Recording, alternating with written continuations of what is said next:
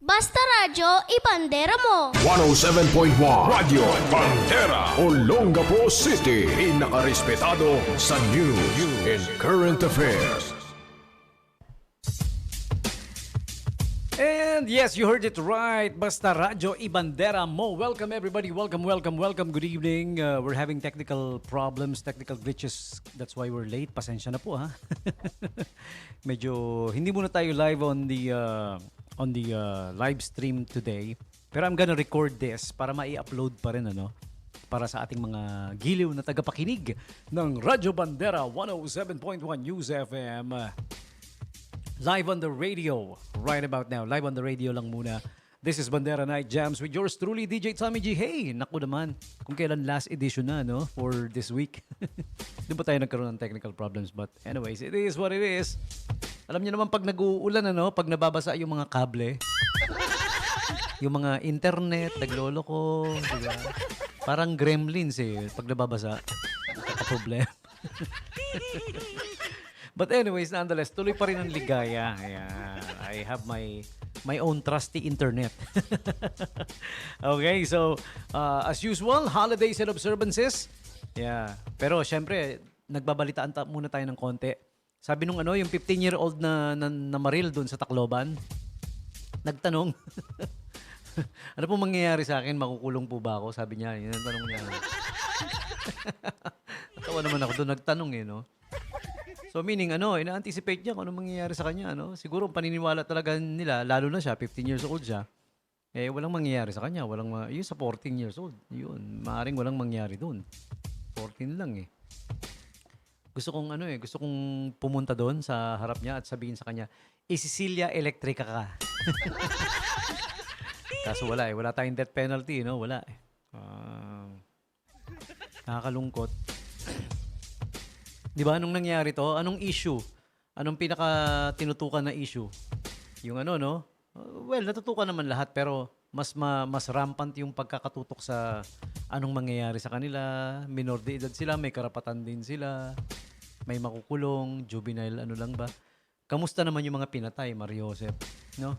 Parang wala lang Parang parang mas pinapansin pa, parang mas binibigyan pa ng importansya yung pumatay kaysa dun sa pinatay. Nakakalungkot, Nakakainis lang. Diba? Dapat ang pinagtutuunan ng meron naman, salamat, may nagtutuon ng pansin, pero mas dapat, diba? Yung mga pinatay, yung biktima, yung mga magulang. Baliw na baliw yung More on sa sa doon sa dalawang pumatay Ang mga katanungan at mga kasagutan Puro nandoon doon naka-attention Nakakainis, Tapos kung naalala nyo, meron pa yung video na na yung 8th grader pumasok doon sa room na puro grade 5 students. Pinagsasaksak niya yung mga estudyante. Grabe. Nung 8th grader, second year second year high school yun, yung 8th grader, Grade 6, di ba? Nakakainis. Sabi ng mga nag-comment, hala, ang dami nila, ba't di nila pinagtulungan? Hello? Okay ka lang? Grade 5 lang yung mga yon. Mga grade 5 students, mga 10 years old, 11 years old. Wala pa sa mind nila yung mga ganun na, tara, magkaisa tayo, bugbugin natin to, nag-iisa lang siya. Hindi, they are not capable of those things pa. Wala pa.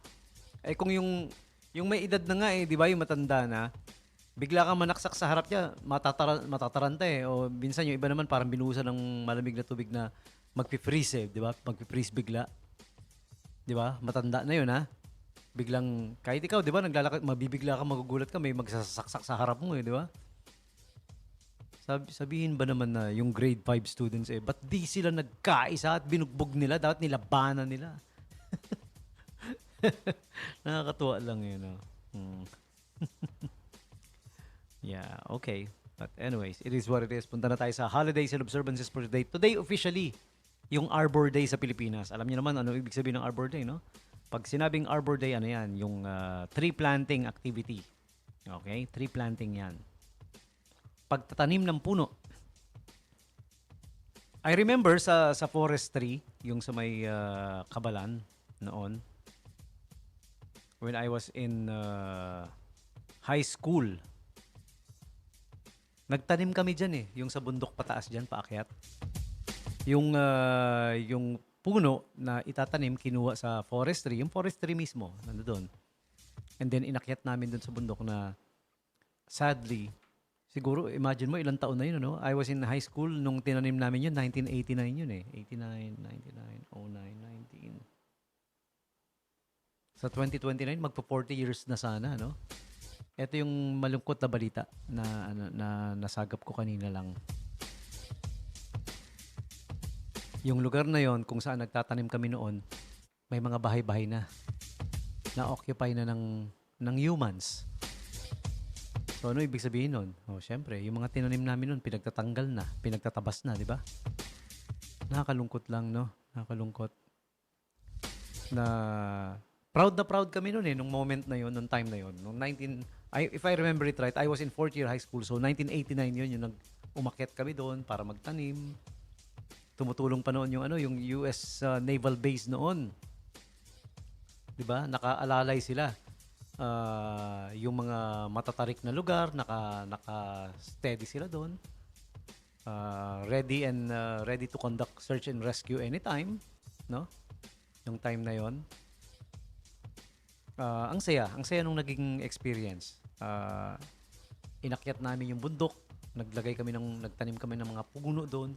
Malaki na siguro by now dapat yun, no? Kung hindi natabas nung mga, yun ang balita, may mga nakatira na raw eh.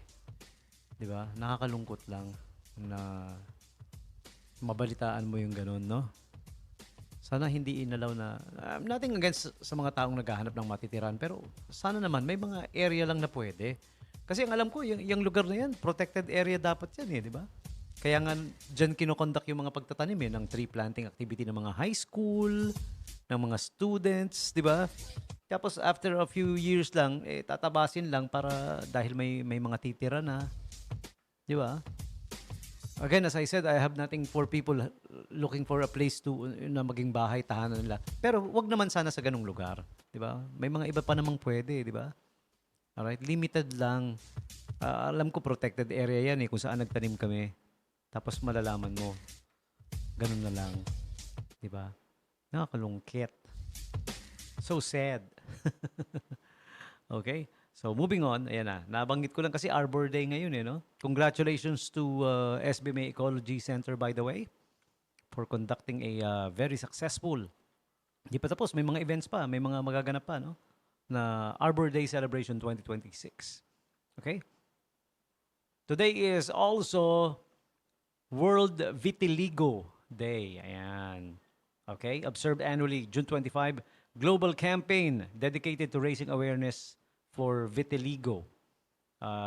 In case you don't know what is vitiligo, it affects approximately 1% of the global population and is characterized by the loss of skin pigmentation, resulting in distinctive white patches that may appear asymmetrically on the body. Yung mga minsan may nasasalubong kayo, may nakikita kayo na parang may mga white patches.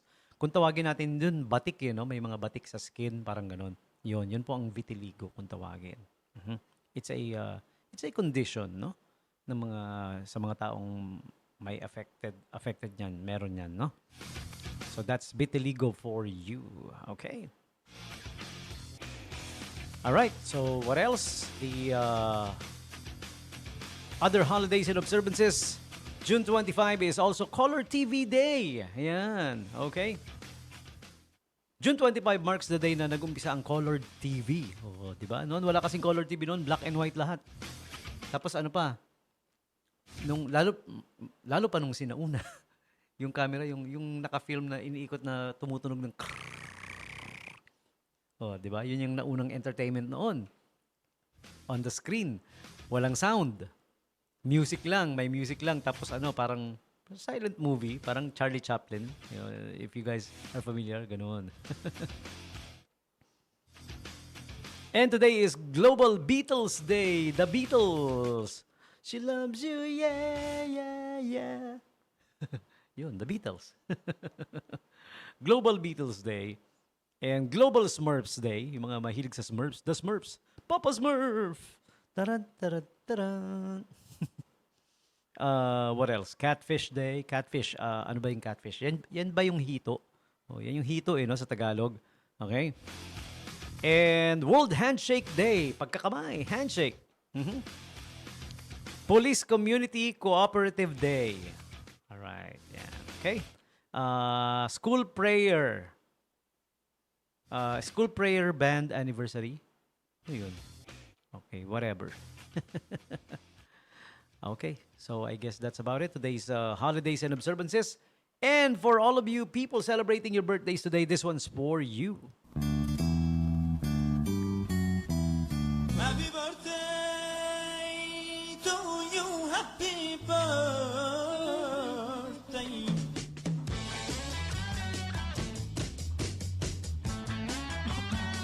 Happy birthday to you, celebrities and the like celebrating the birthdays today. Si McKenna Grace turns 20 today. TV actress. She started out as a child actress, syempre.